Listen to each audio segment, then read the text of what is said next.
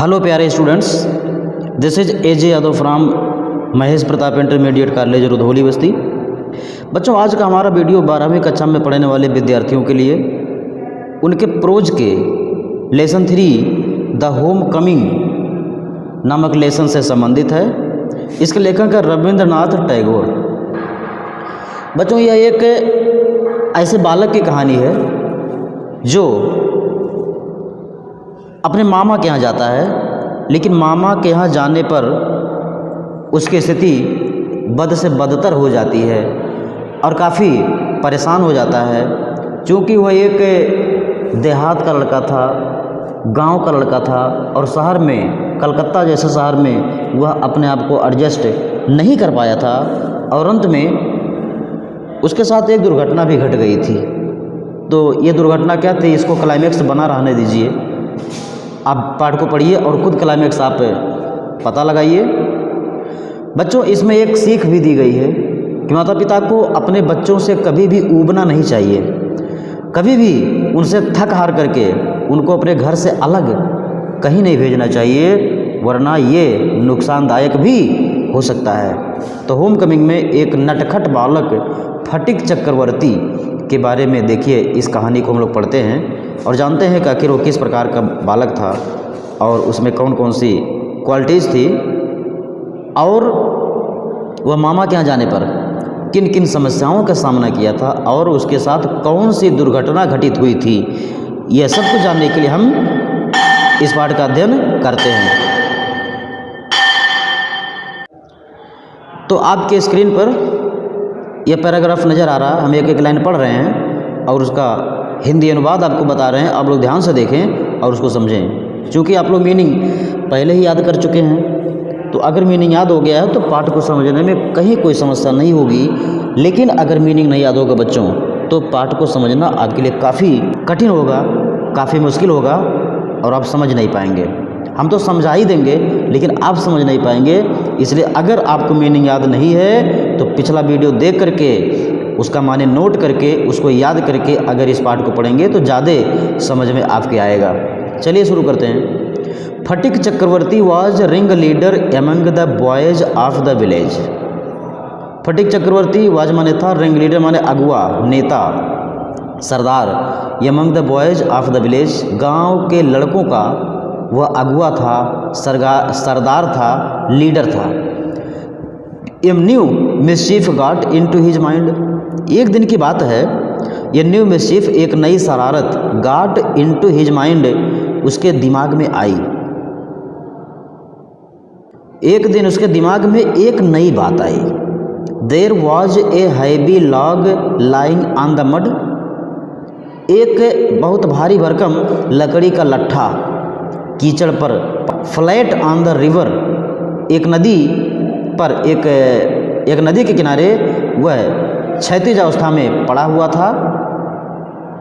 Waiting to be saved into a mast for a boat, और वह एक नाव के लिए मस्तूल का आकार दिए जाने के प्रतीक्षा में था। शाब्दिक अर्थ तो कुछ ऐसा बच्चों, इसका भावात्मक अर्थ है कि एक बहुत भारी भरकम लट्ठा एक नदी के किनारे मिट्टी में पड़ा हुआ था और उस लकड़ी के लट्ठे को एक नाव के लिए मस्तूल बनाना था बच्चों, मस्तूल। ही डिसाइडेड दैट, तो फटिक ने क्या किया, उसने तय किया कि they should all work together to shift the log by main force from its place. Phatik ने तय किया कि वह सभी साथ साथ मिलकर के इस लट्ठे को पूरी शक्ति से इसकी जगह से शिफ्ट कर देंगे, यानी हटा देंगे, एंड रोल इट अवे, और इसको कहीं और लुढ़का करके कर देंगे। The owner of the log would be angry and surprised. Owner माने मालिक होता है, उस लट्ठे का मालिक नाराज होगा और आश्चर्यचकित होगा। And they would all enjoy the fun, और वह सब लोग इस मज़ा को आनंद लेंगे। यानी फटिक सोच रहा है कि जब हम सभी लोग मिलकर के इस लकड़ी के लट्ठे को हटा देंगे तो उस लट्ठे का जो मालिक है वो आएगा और देखेगा कि लट्ठा नहीं है तो बड़ा नाराज़ होगा और चौंक जाएगा, और तब उसके नाराज़गी का, उसके आश्चर्य का हम लोग मजा लेंगे। एवरीवन सेकंडेड द प्रपोजल, हर कोई यानी जितने भी उसके टीम में थे सबने इस प्रस्ताव को सहमति दे दिया, यानी सब लोग सहमत हो गए। एंड इट वाज कैरीड अनॉनिमसली, और यह सर्वसम्मति से पारित हो गया। यानी फटिक चक्रवर्ती के दिमाग में जो शरारत सूझी, उस शरारत को करने के लिए सारे बच्चों ने अपनी सहमति दे दिया। मुझे उम्मीद है कि आप पहला पैराग्राफ समझ गए होंगे। पहले पैराग्राफ में दिखाया गया फटिक चक्रवर्ती अपने गांव के बच्चों का लीडर था, सरदार था, और एक बार उसके दिमाग में एक नई शरारत आई कि एक लकड़ी का लट्ठा नदी के किनारे पड़ा हुआ था जिसको किसी नाव का मस्तूल बनाया जाना था। उसने तय किया, उसने फैसला किया, उसने निश्चय किया कि इस लट्ठे को इसकी जगह से हम लोग मिलकर के हटा देंगे, और जब इस लट्ठे का मालिक आएगा तो बड़ा नाराज़ होगा, बड़ा आश्चर्यचकित होगा, और हम लोग तब मज़ा करेंगे। सब लोगों ने उसकी बात को मान भी लिया। हम अगले पैराग्राफ के बढ़ते हैं। बट जस्ट, आपको दिख रहा होगा but just as the fun was about to begin, लेकिन जैसे ही यह मज़ा शुरू होने वाला था बच्चों, माखन फटिक से यंगर ब्रदर, माखन जो फटिक का छोटा भाई था, सांटर्ड वहाँ से कहीं भटकते हुए आ गया and sat down on the log in front of them, और उन सभी के सामने उस लकड़ी के लट्ठे पर बैठ गया।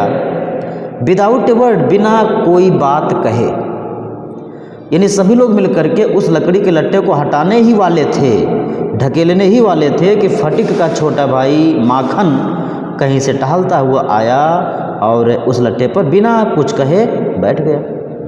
The boys were puzzled for a moment, सारे लड़के एक पल के लिए चौंक गए।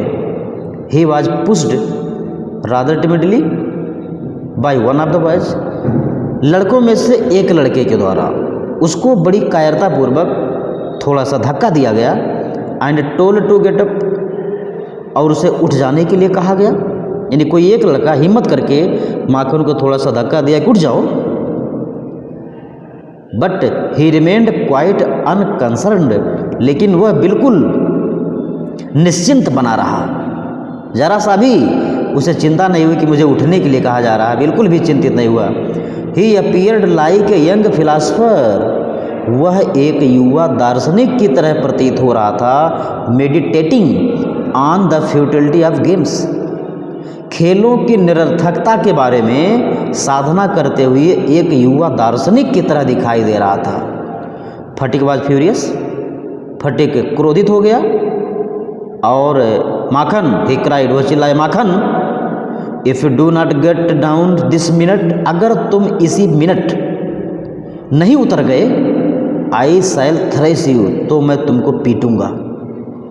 फटिक ने अपने भाई को धमकी देते हुए कहा कि अगर तुम इसी क्षण, इसी पल इस लट्ठे से नहीं उतर गए तो मैं तुम्हें बड़ी मार मारूंगा। Makhan only moved to a more comfortable position, Makhan Phatik के बात का रिएक्शन क्या किया देखो बच्चों, माखन केवल और आरामदायक स्थिति में सरक गया, यानी वो उठने के बजाय और आराम से और निश्चिंत होकर के लकड़ी के लट्ठे पर बैठ गया। अब अगला देखते हैं, नाउ से लेकर के आपका पैराग्राफ दिख रहा है। यदि आपके सामने किताब नहीं भी है तो बच्चों हम आपके सामने किताब भी उपलब्ध करा रहे हैं, आपको बिल्कुल भी चिंता करने की ज़रूरत नहीं है, बस ईमानदारी से आप लोग पाठ को पढ़ते रहें और समझते रहें। नाउ माने अब, if Phatik was to keep his regal dignity before the public, now माने अब अगर फटिक को अपने शाही गर्व को जनता के सामने अगर कायम रखना था, इट वाज क्लियर, तो यह तय था, he ought to carry out his threat, कि उसे अपने धमकियों का पालन कराना था। फिर से लेखक कह रहा कि अगर फटिक को अपने दोस्तों के सामने, अपने साथियों के सामने, अपने पूरे जनता के सामने अपने रीगल डिग्निटी, अपने शाही गर्व को मेंटेन रखना था, तो उसे इस धमकी को पालन कराना था। धमकी क्या थी बच्चों? यही कि अगर तुम नहीं उठोगे तो मैं तुम्हें पीटूंगा। But his courage failed him at the crisis, लेकिन उसका साहस इस संकट के घड़ी में असफल हो गया। यानी उसने कहा तो दिया था कि अगर तुम नहीं उठोगे तो मैं तुम्हें पीटूंगा, लेकिन उसकी हिम्मत नहीं हुई कि वो अपने छोटे भाई को पीट दे। His fertile brain however, जो भी हो उसके उपजाऊ मस्तिष्क ने rapidly seized upon a new manoeuvre, एक नई युक्ति उसके दिमाग में आ गई तेजी से, तुरंत। यानी फटिक बड़ा प्रेजेंट ऑफ माइंड, तेज, यानी फटिक के पास जो प्रेजेंट ऑफ माइंड था बड़ा तेज था। अचानक उसके दिमाग में एक नया विचार आ गया, which would discomfit his brother, जो उसके भाई को हराएगा या पराजित करेगा, and afford his followers an added amusement, और उसके अनुयायियों को एक अतिरिक्त आनंद प्रदान करेगा। यानी एक ऐसी योजना उसके दिमाग में आई जिससे उसका भाई हार भी जाएगा, यानी उसकी धमकी बरकरार रह जाएगी और उसके साथियों को, उसके दोस्तों को और भी मज़ा मिलेगा। उसने किया क्या? He gave the word of command to roll the log and Makhan over together. उसने अपने साथियों को आदेश दिया, he gave the word of command, उसने अपने साथियों को आदेश दिया टू रोल द लॉग, लकड़ी के लट्ठे को ढकेल देने का, एंड माखन, और माखन को भी, ओवर टुगेदर, साथों साथ। फटिक को जब लगा कि यह मेरी बात को नहीं मान रहा है तो उसके दिमाग में एक आइडिया आया कि इस लकड़ी के लट्ठे के साथ ही माखन को भी ढकेल दिया जाए तो हमारी धमकी भी बरकरार रह जाएगी और मेरे दोस्तों के बीच मेरी इज्जत भी बच जाएगी। Makhan heard the order, Makhan ने इस आदेश को सुना, and made it a point of honour to stick on, और उसने एक सम्मान का बिंदु बना लिया उस लट्ठे से चिपके रहने का। यानी फटिक की बात सुन करके माखन बिल्कुल भी विचलित नहीं हो, उसने तो और ढिठाई करना आरंभ कर दिया कि हम इस लकड़ी के लट्ठे से चिपके रहेंगे, देखते हैं मुझे कौन ढकेलेगा। But he overlooked the fact, लेकिन उसने इस तथ्य को नज़रअंदाज कर दिया। फटिक ने इस बात को नज़रअंदाज कर दिया, like those who attempt earthly fame in other matters, उनकी तरह जो प्रयास करते हैं दूसरे मामले में एक सांसारिक प्रसिद्धि पाने के लिए, that there was peril in it, और जिसमें खतरा होता है, इस खतरे में प्रसिद्धि पाने की कोशिश करते हैं, ऐसे व्यक्ति की तरह यह फटिक भी इस तथ्य को नज़रअंदाज कर दिया। बच्चों, फटिक जो कारनामा करने जा रहा था बड़ा रिस्की था। लकड़ी के लट्ठे के साथ अपने भाई को भी ढकेलना था, भाई को चोट लग सकती थी, भाई लट्ठे के नीचे आ सकता था। इस खतरे वाले काम में उसे थोड़ा सा आनंद तो मिलता, उसके साथियों को मनोरंजन मिलता, लेकिन खतरा बहुत ज़्यादा था। अब देखें अगला पैराग्राफ है, the boy began to heave at the log with all their might. सारे लड़के बिगैन मैंने शुरू कर दिया, ही मैंने यहाँ धक्का देना, लाग मैंने लकड़ी के लट्ठे को, विथ ऑल देयर माइट, अपने पूरी ताकत के साथ वो लकड़ी के लट्ठे को ढकेलना, धक्का देना शुरू कर दिए, कॉलिंग आउट, चिल्लाते हुए, 1 2 3 गो, 1 2 3 चलो। At the word go the log went, जैसे ही उन्होंने शब्द कहा चलो या ढकेलो, द लॉग वेंट, वो लकड़ी का लट्ठा चला गया, एंड विथ इट, और इसी के साथ, वेंट माखन्स फिलॉसफी, माखन का दर्शन शास्त्र भी चला गया, ग्लोरी एंड ऑल, उनका शान भी चला गया और सब कुछ चला गया। यानी माखन जो जिद करके बैठा था कि हम नहीं उठेंगे, देखते मुझे कौन ढकेलेगा, उसकी वह जिद सफल नहीं हुई और माखन को लकड़ी के लट्ठे के साथ ढकेल दिया गया। अब क्या होना बच्चों, चलिए आगे देखते हैं। All the other boys shouted themselves hoarse with delight. अन्य सारे लड़के shouted मैंने चिल्लाए आपस में, hoarse with delight, बड़े आनंद के साथ भद्दे तरीके से ठहाका लगा करके वे चिल्लाए। But Phatik was a little frightened, लेकिन फटिक थोड़ा सा डर गया। अब डर का कारण आप समझ ही रहे हैं, उसने बहुत भयंकर बदमाशी किया था। फटिक अब डर गया था। He knew what was coming, वह जानता था कि क्या होने वाला है, वो जानता था कि मेरे साथ क्या घटित होने वाला है।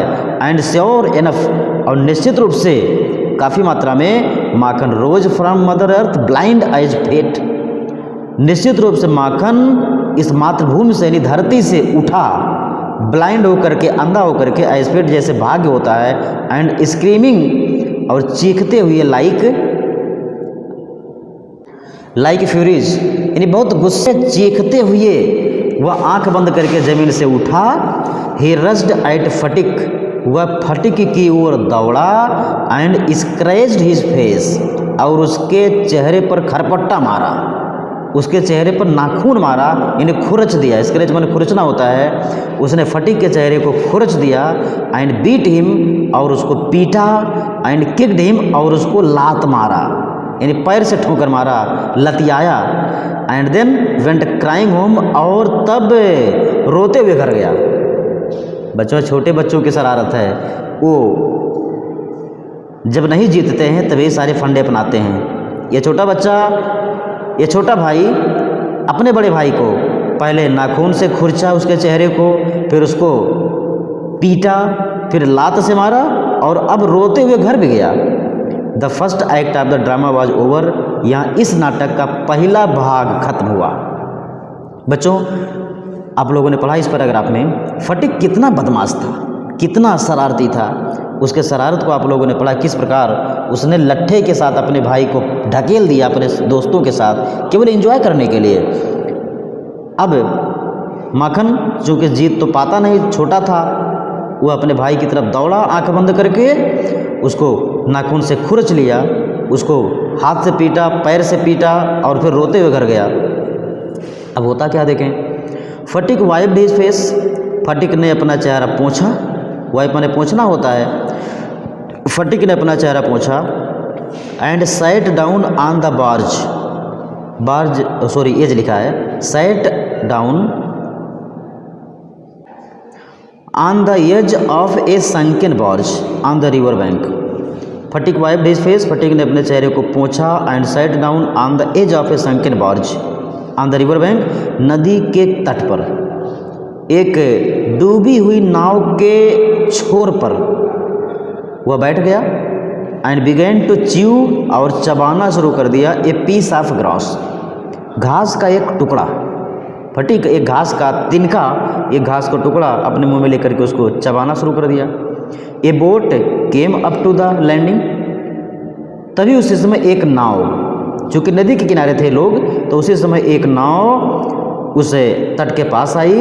And a middle aged man, और एक अधेड़ आदमी, अधेड़ अवस्था का आदमी, 40-45 साल का एक व्यक्ति, विथ ग्रे हेयर, भूरे भूरे बालों वाला, एंड डार्क मुस्टैच, और काली काली मूँछों वाला, भूरे बालों वाला और काली मूँछों वाला एक व्यक्ति स्टेप्ड ऑन शोर, तट पर उतरा। जिस समय फटिक नदी के किनारे एक डूबी हुई छोटी सी नाव के एक छोर पर बैठा था, उसी समय एक नाव आई, और उस नाव पर से एक मध्य क्या कहेंगे, अधेड़ अवस्था का व्यक्ति उतरा, जिसके बाल सफ़ेद थे और जिसके मूँछें काली थीं। वह तट पर उतरा जहाज से। He saw the boy sitting there doing nothing, उसने उस लड़के को देखा कुछ ना करते हुए। हालांकि फटिक तो कुछ कर ही रहा था, तिनका चबा रहा था, तो ये व्यक्ति देख रहा कि बालक कुछ नहीं कर रहा है, तो उस व्यक्ति ने इस लड़के को कुछ ना करते हुए वहाँ बैठा हुआ देखा। एंड आस्क्ड हिम, और उससे पूछा, वेयर द चक्रवर्तीज लिव्ड, कि चक्रवर्ती परिवार कहाँ रहता है। यानी यह अधेड़ व्यक्ति फटिक से पूछा कि बेटा ये बताओ, ये चक्रवर्ती परिवार यहाँ कहाँ रहते हैं। Phatik went on chewing the grass, Phatik उस घास को चबाता रहा। एंड सेड, और कहा, ओवर देयर, उधर रहते हैं, और कहा ओवर देयर, उधर। फटिक ने कहा ओवर देयर, उधर रहते हैं। But it was quite impossible to tell, लेकिन यह बताना बिल्कुल असंभव था। वेयर ही पॉइंटेड, जिधर वो संकेत किया था, यानी अपनी अंगुली से जिधर संकेत किया था उधर यह चक्रवर्ती परिवार का पता लगाना बिल्कुल असंभव था। बिल्कुल लापरवाही पूर्वक उसे संकेत किया कि उधर चक्रवर्ती परिवार रहते हैं। The stranger asked him again, अजनबी ने फिर से उससे पूछा। ही swung his leg to and fro to the side of the barge, उसने अपने पैरों को नाव पर से इधर उधर झुलाना शुरू कर दिया। एंड सेड, और कहा, गो, जाओ, एंड फाइंड आउट, और खुद पता लगा लो, हमसे काहे पूछ रहे हो, जाओ और खुद पता लगाओ। And continue to chew the grass as before, और पहले की तरह उसने अपने उस घास के तिनकों को चबाना जारी रखा। बताइए कितना शरारती बच्चा है, किसी के द्वारा पूछे जाने पर शुद्ध पता नहीं बता रहा है, ना कोई डायरेक्शन बता रहा है, और दबाव देने पर कह रहा है कि जाओ खुद ही पता लगा लो। अब आगे क्या होता है, चलिए अगले पैराग्राफ में हम देखते हैं। But now a servant came down from the house, लेकिन अब एक नौकर घर से आ गया था। And told Phatik his mother wanted him, और उसने फटिक को बताया कि उसकी माँ उसे बुला रही हैं, उसकी माता उसे चाहती हैं। चाहती है मतलब क्या, अरे इनके खिलाफ कंप्लेन हो चुका है और माता जी बुला रही हैं। फटिक रिफ्यूज टू मूव, फटिक ने इनकार कर दिया हिलने से, फटिक हिला तक नहीं।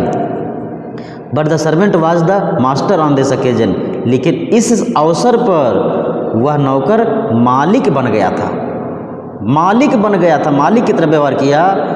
ही टुक फटिक अप रफली, उसने फटिक को बहुत ही भद्दे तरीके से उठाया। एंड कैरीड हिम, और उसको उठा करके ले गया। किकिंग, लतियाते हुए, किक माने पैर से ठोकर मारना होता है, लतियाते हुए, पीटते हुए। And struggling in important rage, बहुत भयंकर गुस्से में वह उसको घसीटते हुए, लतियाते हुए, पीटते हुए, संघर्ष करते हुए उसको उठा करके उसकी माता के पास ले गया। क्या शानदार लाइनें लिखी हुई बच्चों। फटिक कितना बदमाश था और उसके बदमाशी का सजा यहाँ नौकर ही दे दिया। चलिए आगे देखते हैं। When Phatik came into the house, जब फटिक घर में आया, हिज मदर सॉ हिम, तो उसकी माता ने उसे देखा। शी कॉल्ड आउट एंग्रली, तो उन्होंने गुस्से से कहा, so you have been hitting Makhan again. माता जी गुस्से में पूछ रही है, अच्छा तो तुमने फिर से माखन को चोट किया है। फटिक आंसर्ड इंडिग्नेंटली, इंडिग्नेंटली मैंने गुस्से से होता है। फटिक ने गुस्से से जवाब दिया, नो, नहीं तो, आई हैव नॉट, मैंने नहीं मारा है। हु टोल्ड यू दैट, तुमको किसने बता दिया ये सब कि मैंने मारा है, मैंने कहा मारा है। हिज मदर शाउटेड, तब उसकी माता चिल्लाई, डोंट टेल लाइज, झूठ मत बोल, डोंट टेल लाइज, झूठ मत बोल। यू हैव, तुमने मारा इसे, तुमने इसे पीटा है, झूठ मत बोल। फटिक सेड सडनली, फटिक ने अचानक कहा, आई टेल यू, मैं तुमको बता रहा हूँ, आई हैव नॉट, कि मैंने नहीं मारा है। यू आस्क माखन, तुम माखन से ही पूछ लो, मैंने इसको नहीं मारा है।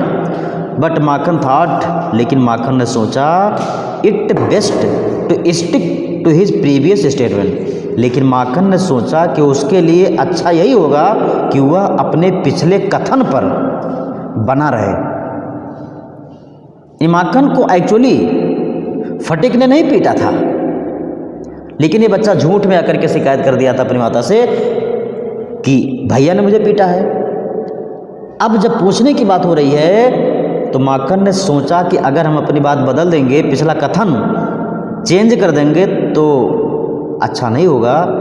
तो उसने क्या कही, सेड, उसने कहा, हाँ यस मदर, हाँ mummy, Sphatik did hit me, फटिक ने ही मुझे मारा है। यानी माखन टोटल झूठ बोल गया, फटिक ने मारा नहीं था, उसको पीटा नहीं था, ये तो झूठ बोल रहा था। फटिक्स पेशेंस वाज ऑलरेडी एग्जॉस्टेड, फटिक का धैर्य पहले से ही खत्म हो गया था। फटिक का धैर्य पहले से ही थक चुका था। एग्जॉस्ट पर थकना होता है, थकने का मतलब फटिक का धैर्य पहले से ही खत्म हो गया था। He could not here this injustice, वह इस अन्याय को सह नहीं पाया, वह इस अन्याय को सुन नहीं पाया। ही रश्ड एट माखन, वह माखन की ओर दौड़ा। And hammered him with blows, और उस पर प्रहार किया अपने मुक्के से। टेक दैट, यह लो, टेक दैट मतलब इसे लो। ही क्राइड, वह चिल्लाया, एंड दैट, और एक और लो, एंड दैट, और एक और लो, फॉर टेलिंग लाई, झूठ बोलने के लिए। यानी माखन की तरफ फटिक दौड़ करके गया और मुक्का बांध करके उसको 3-4 मुक्का प्रहार किया कि यह लो, यह लो, यह लो, झूठ बोलने के लिए एक मुक्का और लो। बच्चों, दोनों भाइयों के बीच लड़ाई शुरू हो गई है। छोटा भाई पिट रहा है बड़े भाई से। His mother took Makhan side in moment, उसकी माता ने माखन का पक्ष लिया एक पल में, एंड पुल्ड फटिक अवे, और उन्होंने फटिक को बगल में ढकेल दिया। पुल बना ढकेलना होता है, बगल में ढकेल दिया। Beating him with her hands, उसे अपने हाथों से पीटते हुए उसने फटिक को बगल में ढकेल दिया। When Sphatik pushed her aside, और जब फटिक ने उसे भी बगल ढकेल दिया, इन माता जी ने फटिक को बगल ढकेला तो फटिक ने अपनी माता को ही बगल ढकेल दिया। सी साउटेड आउट, तब वो जोर से चिल्लाई, व्हाट, क्या, यू लिटिल विलेन, तुम छोटे खलनायक, would you hit your own mother, क्या तुम अपनी माँ को मारेगा? माता जोर से चिल्ला रही, अरे मूर्ख, नालायक, बदतमीज, क्या तू अपनी माता को मारेगा? It was just at this critical juncture, ठीक यह वही समय था, that the grey heard stranger arrived, कि वह भूरे भूरे बालों वाला अजनबी आ गया। ही आस्क्ड, उसने पूछा, व्हाट द मैटर वाज, की बात क्या है?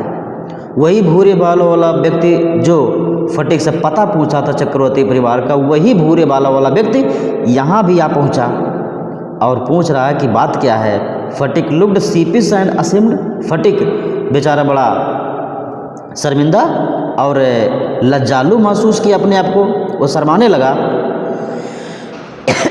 और पूरी तरह से शर्मिंदा हो गया। शर्मिंदा इसलिए हो गया क्योंकि उसने उस अजनबी से कहा था कि जाओ खुद पता लगाओ लोग कि चक्रवर्ती परिवार कहाँ रहते हैं। तो अब चक्रवर्ती परिवार का पता ढूंढते ढूंढते वह अजनबी इनके घर तक आ गया था और ये खुद चक्रवर्ती परिवार का सदस्य था और नहीं बताया था, इसलिए थोड़ा सा इसको अब शर्म लग रही है। अगले पैराग्राफ में देखते हैं क्या होता है। अगले पैराग्राफ की ओर बढ़ते हुए हम देखते हैं, but when his mother stepped back, लेकिन जब उसकी माता ने पीछे घूमा, and looked at the stranger, और वह अजनबी को देखी, her anger was changed to surprise, उनका गुस्सा आश्चर्य में परिवर्तित हो गया। यानी ये दोनों भाई लड़ ही रहे थे आपस में, माता जी बीच बचाव कर रही थी, इसी बीच फटिक ने माता को ढकेल दिया। माता कह रही, दोस्त तो मुझे मारेगा, और इसी बीच वो अजनबी आकर पहुंचा। अजनबी को देख करके फटिक तो बेचारा शर्मिंदा हो ही गया। अब माता जी ने जब उस अजनबी को देखा तो उनका गुस्सा बदलकर आश्चर्य में परिवर्तित हो गया। फार माने क्योंकि, सी रिकॉग्नाइज्ड हर ब्रदर, क्योंकि वह अपने भाई को पहचान गई थी। यानी ये स्पष्ट हो गया कि यह अजनबी कोई और नहीं था, फटिक का मामा था। कौन था बच्चों? फटिक का मामा था ये। एंड क्राइड, और चिल्लाई, वाई दादा, क्यों दादा? आपको बता दे बच्चों, कोलकाता में, पश्चिम बंगाल में भाई को दादा कहते हैं। क्यों? सही है ना, भाई को दादा कहा जाता है। तो यह है, फटिक की मम्मी अपने भाई की तरफ मुड़ करके बोली चिल्ला करके, क्यों दादा? Where have you come from, तुम कहाँ से आ गए हो? Where have you come from. As she said these words, जब उन्होंने इन शब्दों को कहा, she bowed to the ground, वह जमीन की तरफ झुकी, एंड टच्ड हिज फीट, और उनके पैरों को छू करके नमस्ते किया, यानी नमस्कार किया। Her brother had gone away soon, लेकिन बता रहे हैं आर्य टैगोर साहब कि उनके भाई यानी फटिक के मामा जी चले गए थे। हैड गॉन अवे सून, जल्दी ही चले गए थे। आफ्टर सी हैड मैरिड, जब उनका विवाह हो गया था, यानी फटिक के मम्मी का जब विवाह हुआ था तो इनके विवाह के तुरंत बाद इसके मामा चले गए थे। And he had started business in Bombay, और वह बम्बई में, आजकल मुंबई के नाम से जाना जाता है, वह मुंबई में अपना व्यवसाय शुरू कर लिए थे। His sister had lost her husband, उसकी बहन अपने पति को खो चुकी थी। While he was in Bombay, जब वो बॉम्बे में था, यानी फटिक की मामा जब बॉम्बे में थे, अपना बिजनेस कर रहे थे, उसी बीच फटिक की माता ने अपने पति को खो दिया था, अर्थात फटिक ने अपने पिता को खो दिया था। Bishamber had now come back to Calcutta, Bishamber अब कलकत्ता से वापस आ चुका है। बच्चों, अब तक आपको दो नाम पता चले हैं, फटिक माखन और अब तीसरा नाम आपने देखा बिशंबर। बिशंबर कौन था? ये फटिक और माखन का मामा था। तो Bishambar had now come back to Calcutta. Bishambar अब कलकत्ता आ गया था and had at once made inquiries about his sister, और तुरंत उसने अपने बहन के बारे में पूछताछ किया। He had then hasted to see her as soon as he found out where he was, और वह जल्दी किया अपनी बहन से मिलने के लिए। जितने जल्दी वो उनको पा सकता था कि वो कहाँ रहती है, वो बहुत जल्दी किया कि किसी तरह से अपनी बहन से मुलाकात कर ले। तो बच्चों, यहाँ तक तो समझ में आ गया होगा कि यह अजनबी व्यक्ति जिसने फटिक से चक्रवर्ती परिवार का पता पूछा था, वह कोई और नहीं, फटिक का खुद का मामा था, और उसने अपने मामा को भी अपना पता नहीं बताया था। क्योंकि पहली बार फटिक मिल भी रहा था अपने मामा से, तो मामा को देखा भी नहीं था, लेकिन शरारती तो बहुत था। आइए अगले देखते हैं। The next few days were full of rejoicing. अगले कुछ दिन आनंद से भरपूर थे, खुशियों का माहौल था अगले कुछ दिनों तक। The brother asked after the education of the two boys. भाई ने इन दोनों बच्चों के शिक्षा दीक्षा के बारे में पूछताछ किया। He was told by his sister, तो उसे उसकी बहन के द्वारा बताया गया कि फटिक वॉज ए परपेचुअल लाइसेंस, कि फटिक एक सतत बदमाश है, एक निरंतर बदमाशी करने वाला बालक है। ही वॉज लेजी, वह आलसी है, डिसोबीडियंट अवज्ञाकारी है, एंड वाइल्ड और जंगली है। यानी फटिक की मम्मी ने फटिक के बारे में बताया कि फटिक आलसी है, अवज्ञाकारी है, जंगली है। बट माखन, लेकिन Makhan was as good as gold, लेकिन माखन इतना अच्छा है जितना कि गोल्ड, जैसे सोना होता है। जैसे नाम था इसका माखन, वैसे मक्खन की तरह शायद अच्छा भी था। और फटिक का नाम जैसे फटिक था, फटा हुआ, वैसे फटा हुआ था भी।